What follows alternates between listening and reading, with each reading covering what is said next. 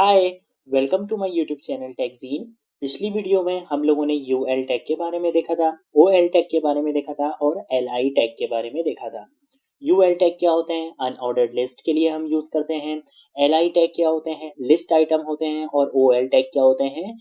Ordered list होते हैं। UL tag हम कब यूज़ करते हैं? जब हमने कोई भी ऑर्डर्ड में अपने लिस्ट आइटम्स को शो नहीं करवाना होता। हम चाहते हैं कि सिर्फ बुलेट पॉइंट्स में आ जाए, या स्क्वायर की फॉर्म में आ जाए, या सर्कल की फॉर्म में आ जाए। तो अब हम क्या यूज़ करते हैं? यूएल टैग यूज़ करते हैं। और अगर हम चाहें कि हमारी जो लिस्ट आइटम है वो ऑर्डर्ड लिस्ट में आए, तो हम कौन सा यूज़ करते हैं टैग? ओएल का टैग यूज़ करते हैं। इसके अलावा दो एट्रीब्यूट्स पढ़े थे हम लोगों ने। एट्रीब्यूट्स में हमने क्या देखा था कि एक एट्रीब्यूट होता है टाइप का। उसमें अगर हम स्क्वायर यूज़ करेंगे या सर्किल यूज़ करेंगे तो ये लिस्ट आइटम्स किस में शो करवा देगा? स्क्वायर की फॉर्म में या सर्किल के साथ शो करवा देगा बाय डिफॉल्ट। अगर यहाँ पर हम ये एट्रीब्यूट यूज नहीं करेंगे तो यूएल बाय डिफॉल्ट किस में शो करवाता है? बुलेट पॉइंट्स में शो करवाता है। ओ एल टैग में अगर हम ये टाइप एट्रीब्यूट यूज नहीं करेंगे तो ओ एल टैग हमारे पास बाय डिफॉल्ट न्यूमेरिक वे में प्रिंट डिस्प्ले करवा देता है लिस्ट आइटम को। जैसे 1 2 3 में हमारे लिस्ट आइटम्स आ जाएंगे। और अगर हम टाइप में एक कैपिटल ए यूज़ करेंगे तो ये लिस्ट आइटम्स ऐसे आ जाएंगे, capital A, capital B, capital C. और अगर हम स्मॉल ए यूज़ करेंगे तो हमारे लिस्ट आइटम्स आ जाएंगे स्मॉल ए, स्मॉल बी, स्मॉल सी। ठीक है। उसके बाद मैंने आप लोगों से कुछ वीएस कोड की कुछ शॉर्टकट्स के बारे में बात की थी कि अगर हम एल आई स्टेरिक 5 लिखेंगे तो वीएस कोड क्या कर देगा? 5 एल आई फॉरन से आपको जनरेट करके दे देगा। एक और शॉर्टकट मैंने आप लोगों को बताया था, वो क्या बताया था कि अगर हम यूएल टैग यूएल लिखेंगे और फिर ग्रेटर देन का साइन लगाएंगे, फिर एल आई लिखेंगे, फिर स्टेरिक लिखे अगर हम कोई भी नंबर लिखेंगे, 8 लिखेंगे, 9 लिखेंगे, तो क्या होगा? वीएस कोड क्या करेगा? यूएल टैग जनरेट करेगा। उसके अंदर जितने भी हमने यहाँ पर नंबर बताए होंगे वो उतने ही यहाँ पर एल आई आपको फौरन से बनाकर दे देगा। ठीक है। ये सारी चीज़ें हम लोगों ने पिछली वीडियो में देखी थी। इस वीडियो में हमारा एक बहुत इंपॉर्टेंट टॉपिक है और वो क्या है? टेबल्स। तो सबसे पहले यहाँ आ जाते हैं, फाइल क्रिएट कर लेते हैं table dot H T M L. File create कर ली। यहाँ आकर एच टी एम एल की बॉयलर टेम्पलेट जनरेट करनी है। कैसे जनरेट करते हैं? Shift 1 प्रेस करेंगे, एक्सक्लेमेशन मार्क आया, हिट एंटर और ये एच टी एम एल का कोड आ गया। टैब प्रेस करेंगे, दोबारा टैब प्रेस करेंगे, टाइटल के टैग में आ जाएंगे। यहाँ आकर हम लिख लेंगे टेबल, टेबल इन एच टी एम एल। ठीक है। टैब प्रेस करेंगे, बॉडी टैग में आ जाएंगे। अच्छा, हमारा आज का टॉपिक क्या है? हमारा आज का टॉपिक है टेबल। तो टेबल हमारे पास, टेबल जब भी हमने बनाने होते हैं HTML में, तो सबसे पहला जो टैग हम यूज़ करते हैं वो हम यूज़ करते हैं टेबल का।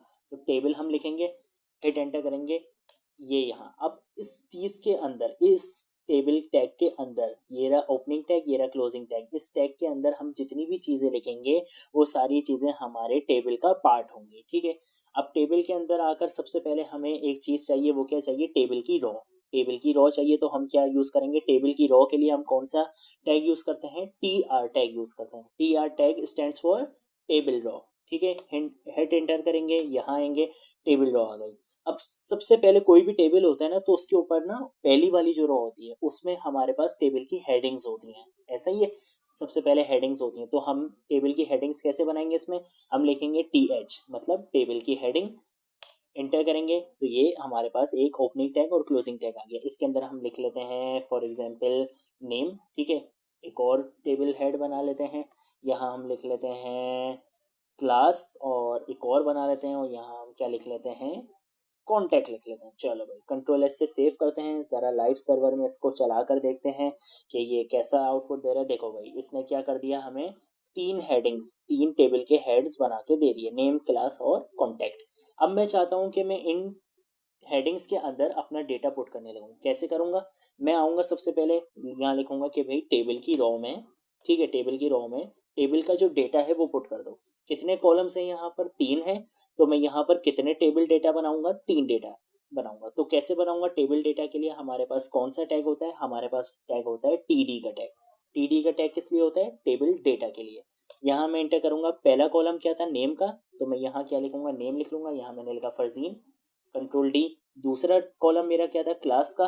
तो क्लास में फरजीन को दे देता हूँ, छोटा बना देते हैं, फरजीन को 6 क्लास रख लेते हैं। चलो, और कंट्रोल D दोबारा करते हैं और क्या देना है? अब कॉन्टैक्ट देना है। तो कॉन्टैक्ट दे देते हैं 1 2 3 4 5 6। अच्छा सा नंबर है ये, कॉल भी कर सकते हैं आप इस पर। कंट्रोल एस से सेव करेंगे, यहाँ जाएंगे तो देखो इसने नेम के नीचे फरजीन दे दिया, क्लास के नीचे 6 दे दिया, कॉन्टैक्ट के नीचे इसने कॉन्टैक्ट नंबर दे दिया। अब मैं चाह रहा हूँ कि यार मैं इसको थोड़ा सा ना बॉर्डर बना दूँ टेबल पे, तो वो मैं कैसे बनाऊँगा? मैं अपने टेबल में ही आऊँगा, क्योंकि मैंने इसको एक स्पेशलिटी देनी है, एक क्वालिटी देनी है, तो मैं क्वालिटी देने के लिए मैं कोई एक एट्रीब्यूट ऐड करूँगा। उस एट्रीब्यूट का नाम होता है बॉर्डर। अगर मैंने यहाँ पे बॉर्डर लिखा, एंटर प्रेस करूँगा और यहाँ पर अगर मैं दे देता हूँ 1, कंट्रोल एस से सेव करूँगा, तो देखो इसने मुझे यहाँ पर एक बॉर्डर बना के दे दिया। ठीक है, अगर मैं यहाँ पर मान लो मैं यहाँ पर लिख लेता हूँ 5, कंट्रोल एस से सेव करूँगा, तो ये देखो इसने बहुत ज़्यादा डार्क बॉर्डर बना कर दे दिया।